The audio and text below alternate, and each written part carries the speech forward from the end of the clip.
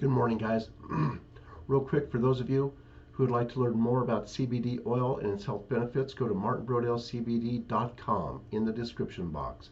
And if you're wondering if something will work for your arthritic knees, this stuff is great. It's called Relief. And also go into the pet section, and the little doggy bites are great for your puppy if they have some arthritis in them. Also, for those of you who would like to help our veterans, go to Hero Soap Company. They got all kinds of great all-natural soap products. And also, for those of you who like to boost your immune system, Alaska Chaga is a great way to do it. Click on that link in the description box. You get 10% off and free freight.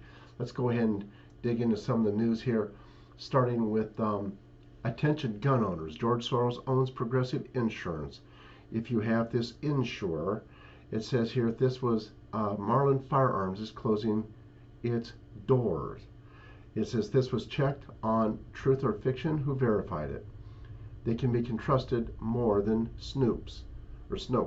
Marlin Firearms is already closing its doors. They are doing it to us, America. All gun owners and sportsmen need to see this. We cannot rely on the media to inform us of these happenings.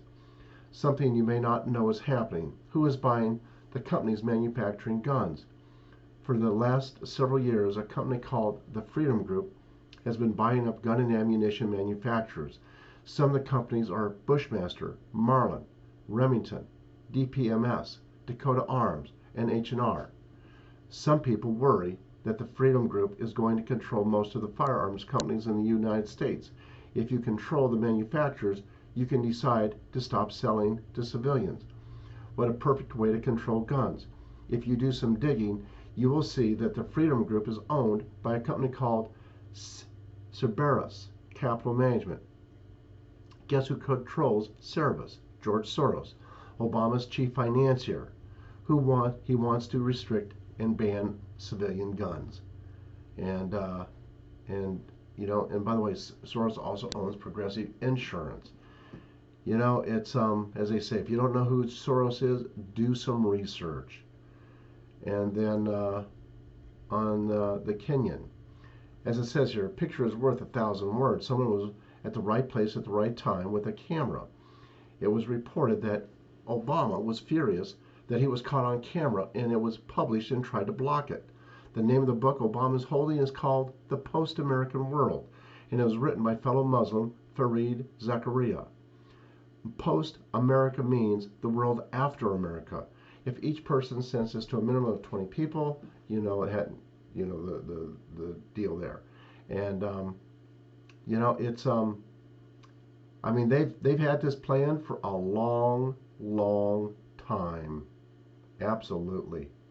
And then this here, it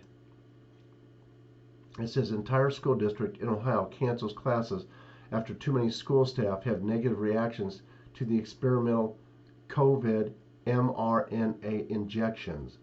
It says an entire school district in Ohio canceled classes on Monday this week after so many of the staff suffered side effects from one of the experimental COVID mRNA injections over the weekend.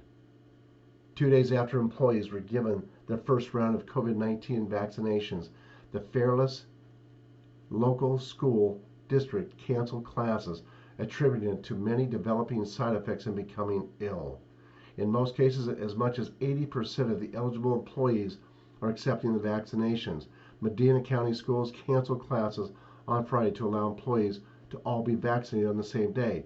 Other districts are choosing to have their mass vaccinations over the weekends so as not to interfere with classes. Parents reportedly received a text on Sunday from the school district superintendent, Bid Lack, notifying parents of the school closure, which indicates that this cancellation of classes was not scheduled and was only decided the day after seeing how many of the district staff became sick or injured from the injections. Think about that, folks. Let that one soak in. Yeah, do let it. And then this. It says that let's see here.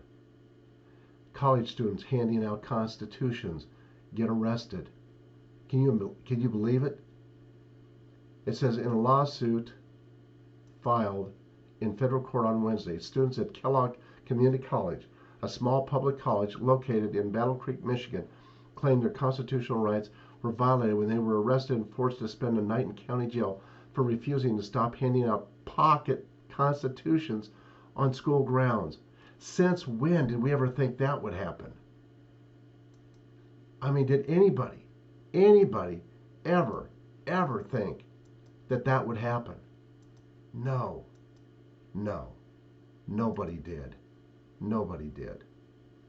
And by the way, on a side note, now we know how bad Disney is for pedophiles and pedophilia. Consider this with Britney Spears. Could it be that her father sold her, basically pushed her into that whole scene, and knowing full well that it was filled with pedophiles? Could it be? And the reason he wants to hang on to control of her is so that she doesn't speak out to the abuse that she was subjected to there in Disney. Just a thought. Just a thought. Moving on to, let's see here. Get this. Here's a thread on Antifa. This is about the DC January 6th. It says, in what looks like a call to action, them collective reports, CHUDs, are planning to be in DC on the 6th, 17th, and the 20th. These mofos coming into the city are not here to protest. They're here to harm people. This is a whole thread here. And then as the plan unfolds, this January we're going to need all the help we can get.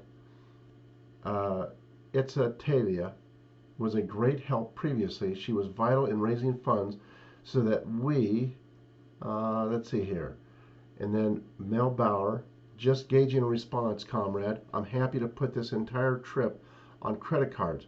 I'm also only reporting on my personal Twitter because I don't want to take up space in a public space that would be better served accepting pitches from BIPOC locals.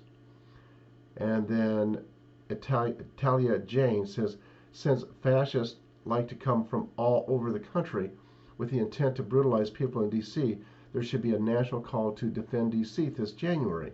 In what looks like a call to action, them collective report CHUDs are planning to be in D.C. I wrote about this, but your cue about J6, people will, in other words, question, with regardless, it's about how many stand beside them that determines how safe they are. And then it's like, whoa, holy shit, you guys. Hotel Harrington just called and said I could book any room I wanted with them. They said they'd discount the rooms to $1 a night because they want Antifa to have a nice time. And then it says, see, this is getting weird. The Hyatt called me earlier today offering to take any overflow Antifas who missed out on getting a room at Hotel Harrington, sent them like 60 names, and they said no problem. And then I'm taking that King Suite, and my man, they want us to make full use of every room so we can set up Antifa headquarters there. Seriously, what in the world is going on with this hotel? I wasn't kidding at all about what I read about them earlier, but by the comments below, seems I missed something. I don't know what to tell you except Hotel Harrington loves Antifa.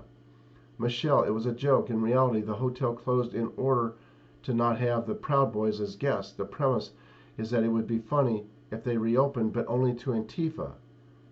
This is a lie. They said they want it to, does it have a ball pit?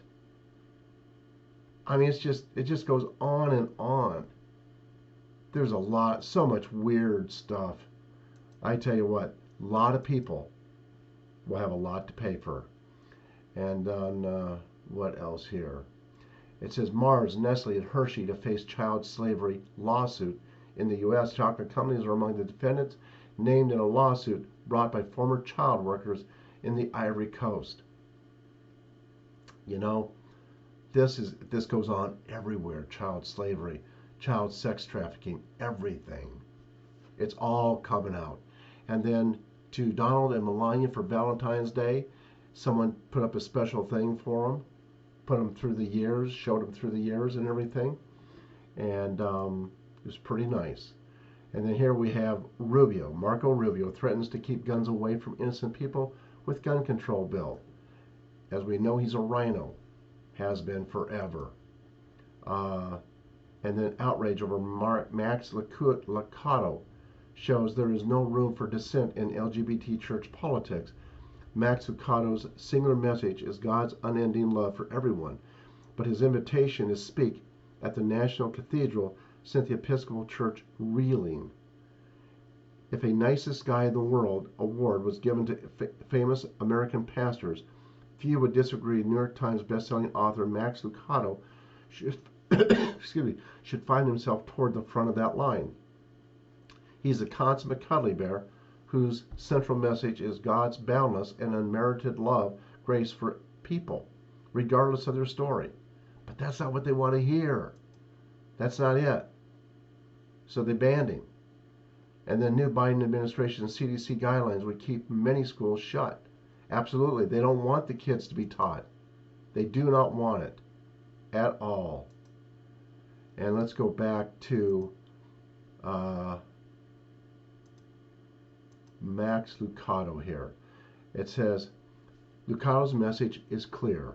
No one is too far from God's inexhaustible love. No one. If you are human, this includes you, full stop. All you have to do is accept it. It was this very message that earned him the prestigious invitation to preach this past Sunday to the congregation of the celebrated Washington National Cathedral in D.C.